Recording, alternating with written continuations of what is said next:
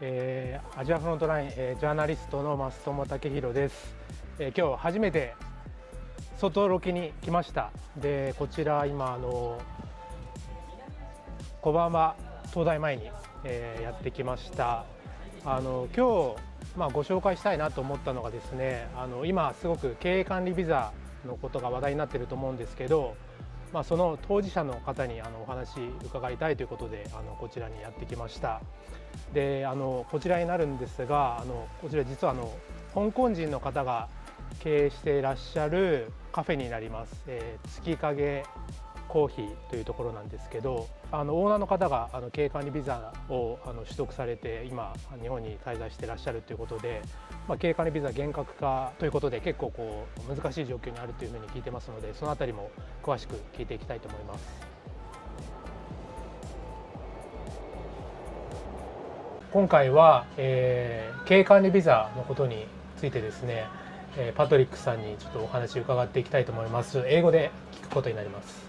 So I want to discuss these latest policy changes regarding business manager visa. So yeah, like we discussed, Bill is on business manager visa, and last August, the Japanese government tightened the requirements for business manager visa. How do you feel about this policy change? It's very sudden. I mean, I can understand the Japanese government's concern about some of the business owners here in Japan. They may not be really genuine in, using the visa. While we've been following all the requirements all along, so we have been running our cafe business. So not just this cafe, but we also have online store selling our coffee beans roasted by our owner. So we understand that we need to meet the requirements. So we pay tax, and also we help our staff. So I'm also a staff, on paper, because it's really I'm helping the cafe and also the coffee business to do online promotion, marketing. So I'm responsible for that area of work. And then we also pay the pension requirements for all our staff. And then we also have part-time staff to help us to run the cafe on a daily basis. So we've been following all the requirements, but of course we understand the challenge is the operation cost that we need to keep it to 30 billion yen, and then also the requirements to hire full-time Japanese or anybody with permanent residency. But it's not that easy to hire a Japanese staff to work in a cafe. And of course, we have another part of our business on online store, and that may be possible, but still it's not that easy to hire full-time staff. It would be much easier, of course, to hire a part-time staff.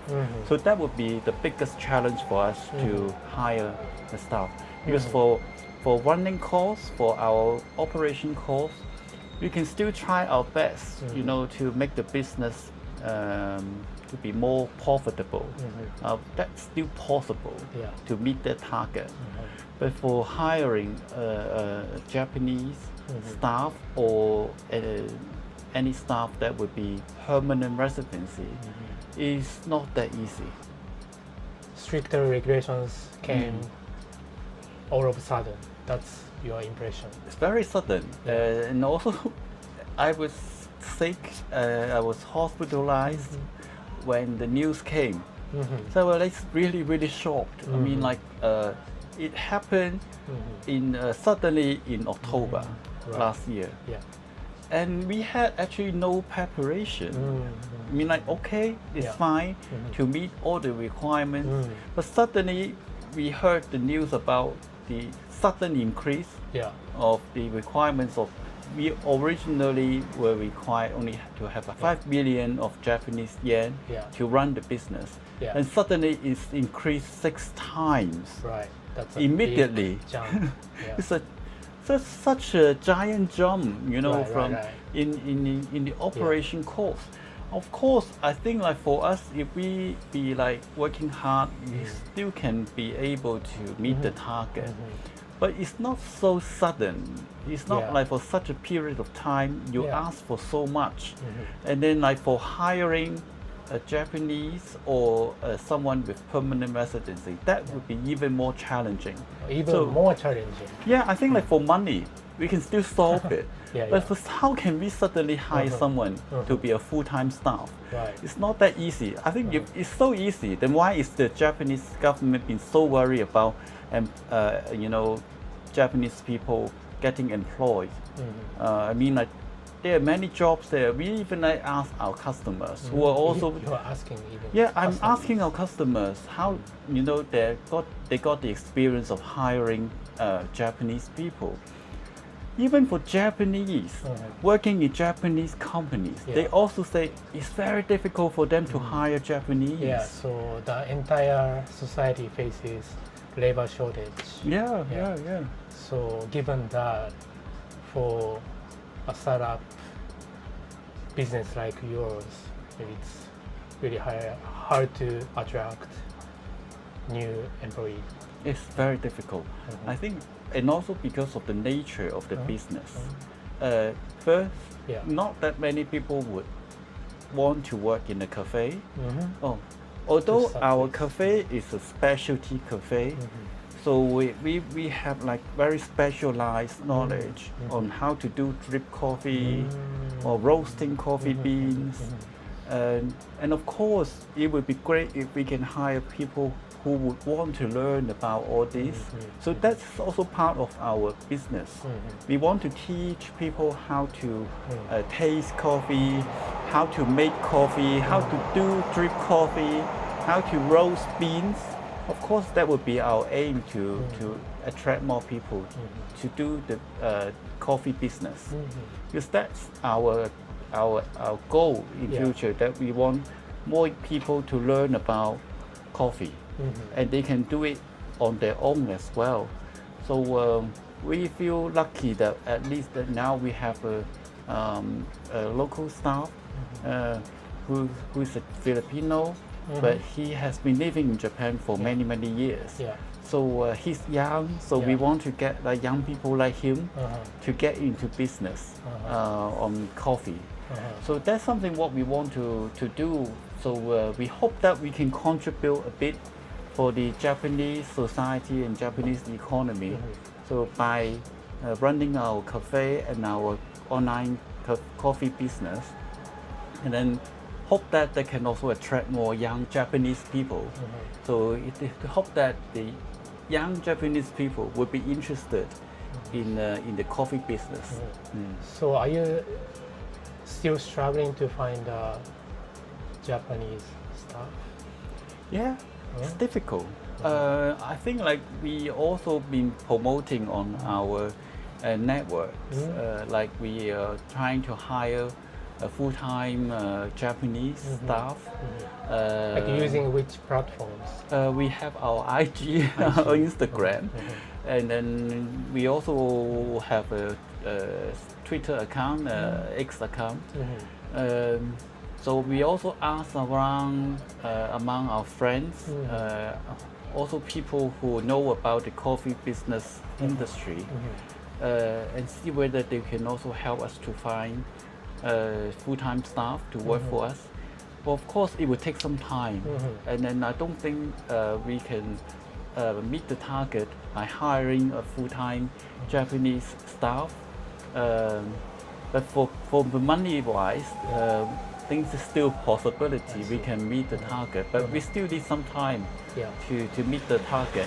So what I would really want to call for the Japanese government is, can you consider to extend the time for us at least, I see. Like much longer time? They Yeah. said this moratorium of 3 years. 3 years. Yeah. 3 years for like bigger companies that would be easier. I think like for us, such a small company, a small cafe, that would be difficult for us to meet the target. But we are actually making profits, and we are also hiring people to do the business. So I hope the Japanese government can understand that we have been trying our best to meet the target. But can we have at least an extension of the, to meet the requirements? Like, okay, currently 3 years. Can we do that in 5 years? I see. That's At least we are actually having the direction to go that direction to meet the target.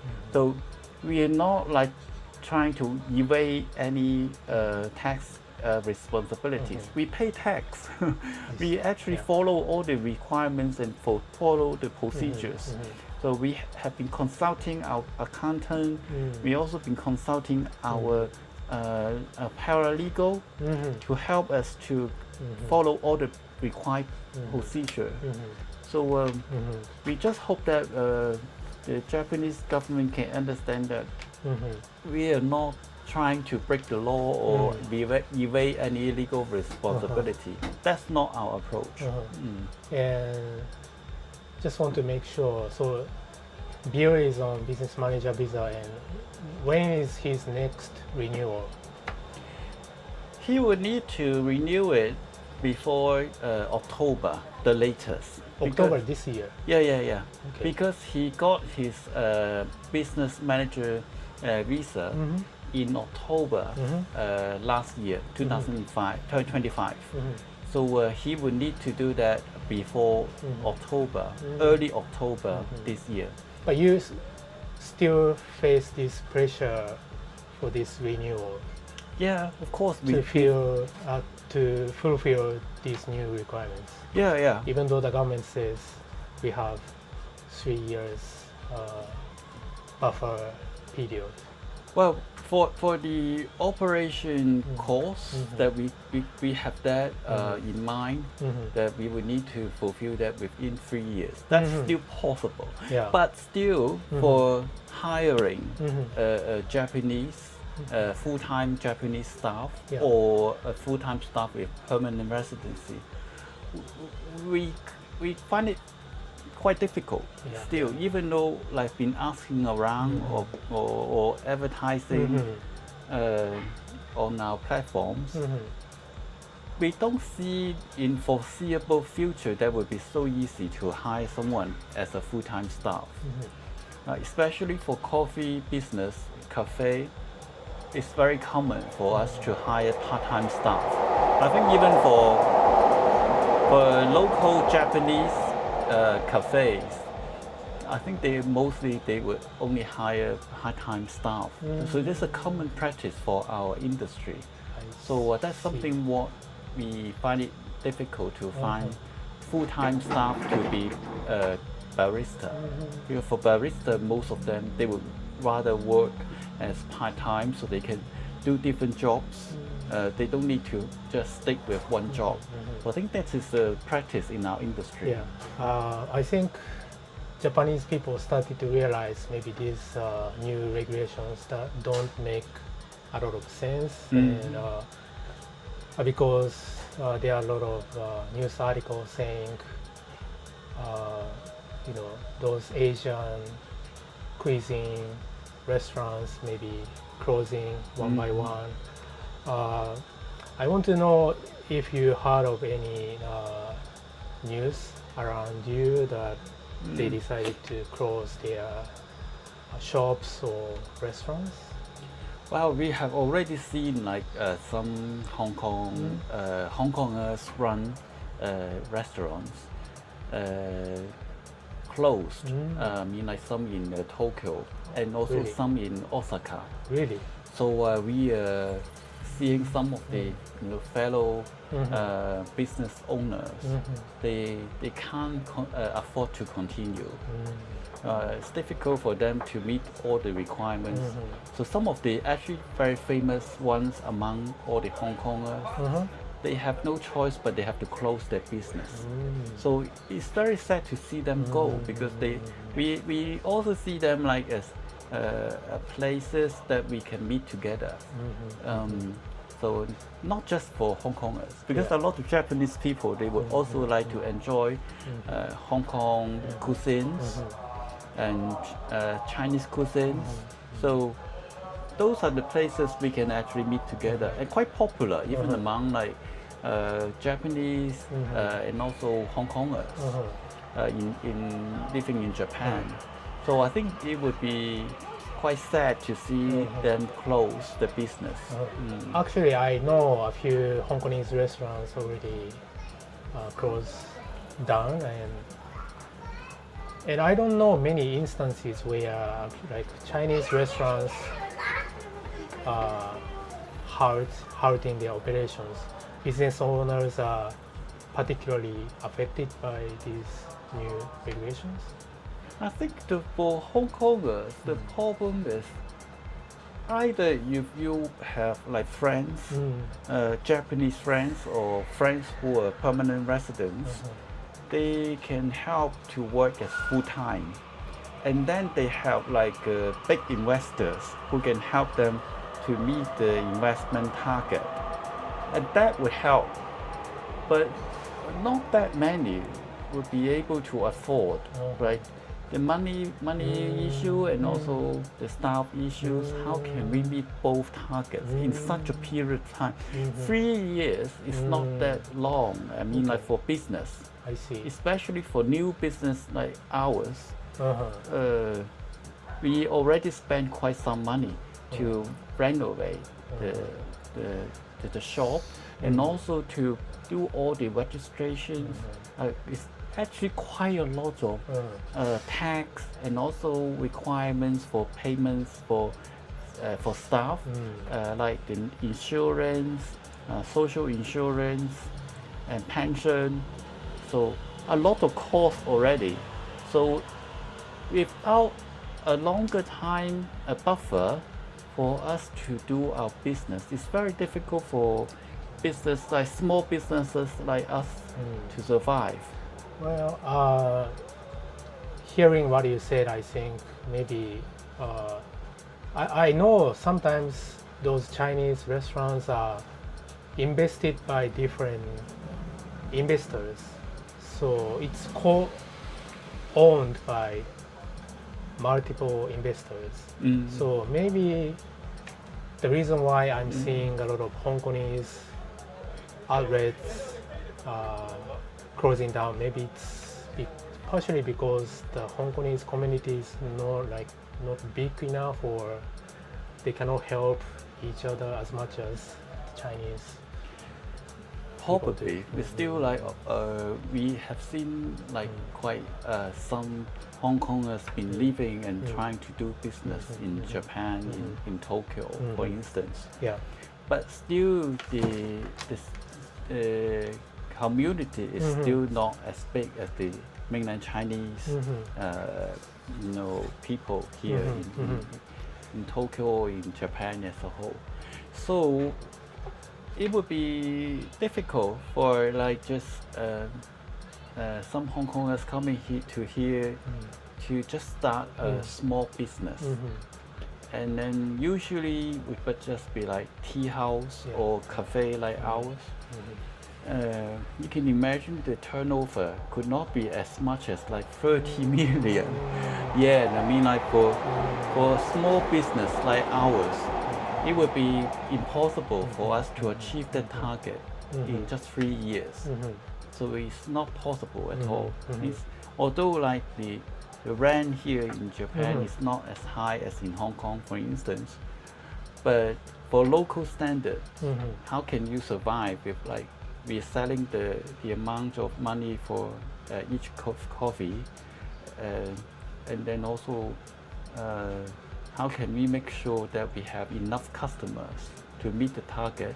So we also been selling our beans, the roasted beans, which actually help a lot for our business. But that would also take time. That would take time to make a bigger profits. So for 30 billion yen, even when we talk to Japanese friends, they were also surprised. Yeah. I mean, like, how can you just have a small Right. shop So and they can meet the 30 target? million is too expensive for SME, small, medium-sized business owners, even for Japanese. Yeah. Understand. Yeah. So I also know that you are founding member of Asia Lawyers Yes. Network. Mm. So, and you used to work at an international human Yes. rights Yeah. group. Yeah. I do a lot of freelance work. So for Asian Lawyers Network, I'm their board member, and I also work as a consultant. So I sometimes would write articles on the situation of lawyers in China and also Hong Kong. And I also freelance for a New Zealand-based human rights organization, Human Rights Measurement Initiative. So that collect human rights data around the world. So I'm responsible for East Asia, so mainly Hong Kong, China, and Taiwan.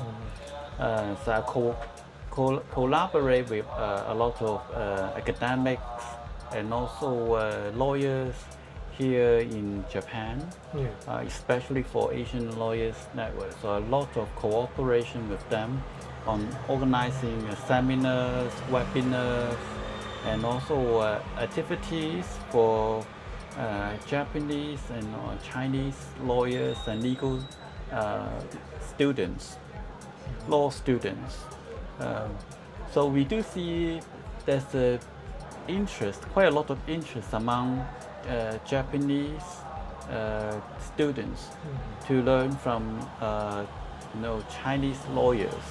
So whenever we arrange them to come to Japan to give talks or to speak to the Japanese students, there's a lot of interest among the Japanese students.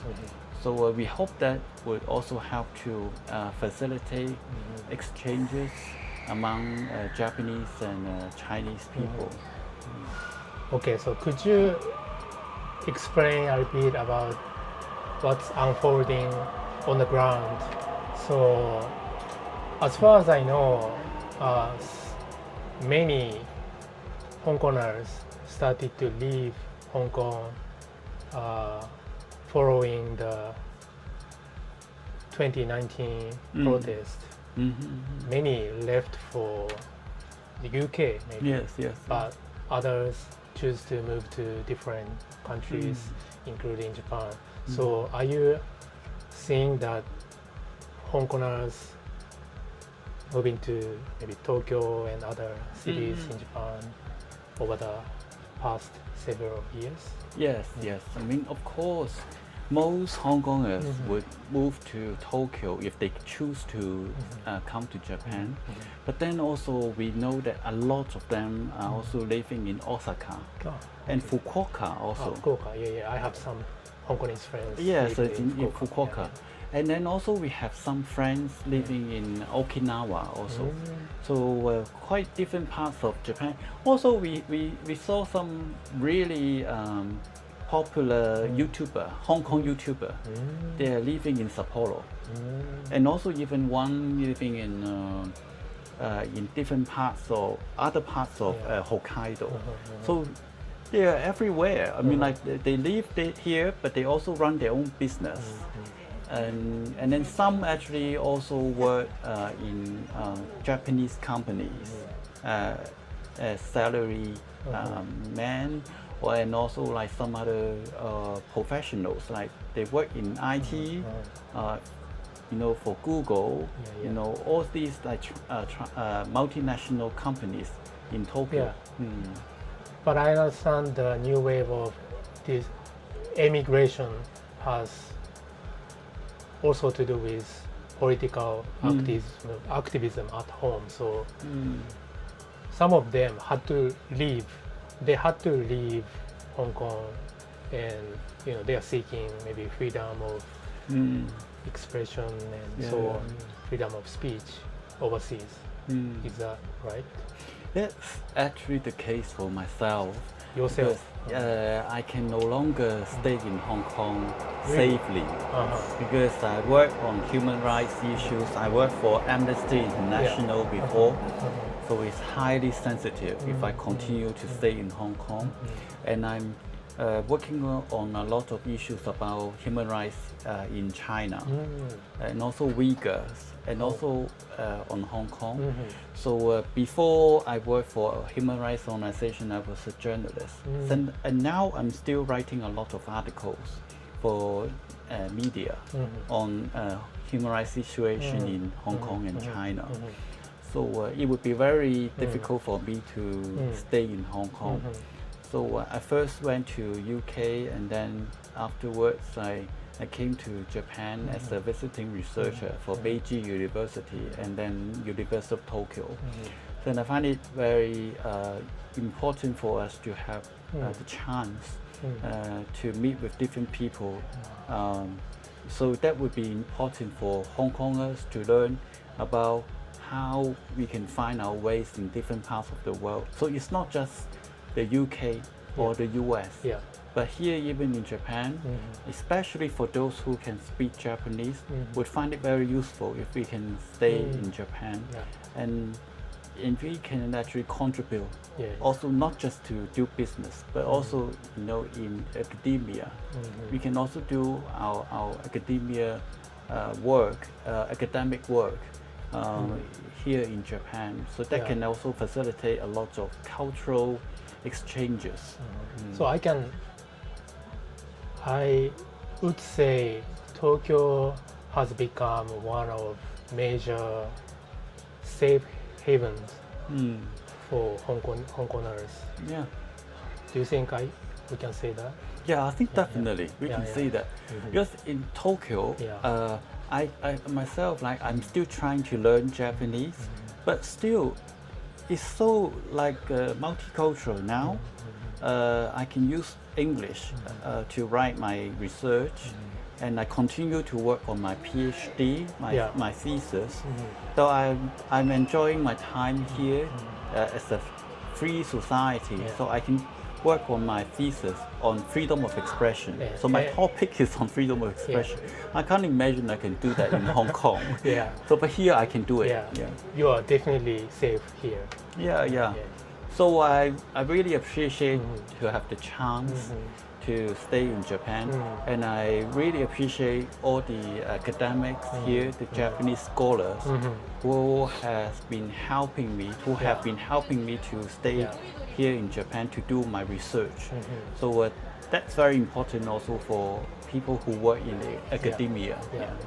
And also I recently visited Taiwan, North America, and then I started to realize those Hong Kongers who fled to these places are facing pressure from the local societies, partially because maybe some locals started to see Hong Kong maybe part of China, and I personally feel quite unfortunate, what's happening in these places, and I hope Tokyo won't follow this path. Well, on the whole, I feel Japanese people are very welcoming to us. So, for us, for our daily lives here, we are very happy to live here. And then also big friends. We have quite a lot of Japanese friends now.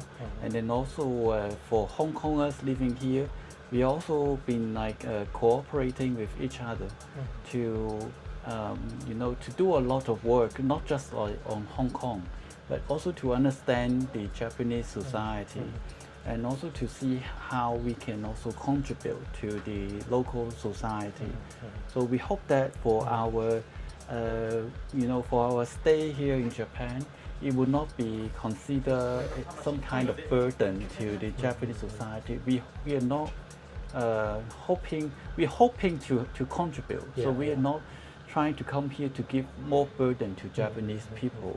So we hope that the Japanese government can understand that our stay here, our intention is not to increase more burden. Okay. Thank you so much for sharing your stories. Yeah. というわけで、今回、パトリックさんに、経営管理ビザの話、そして香港の、現状についてお伺いしました。今回、動画面白かったという方はぜひ、高評価、そして、チャンネル登録どうぞよろしくお願いします。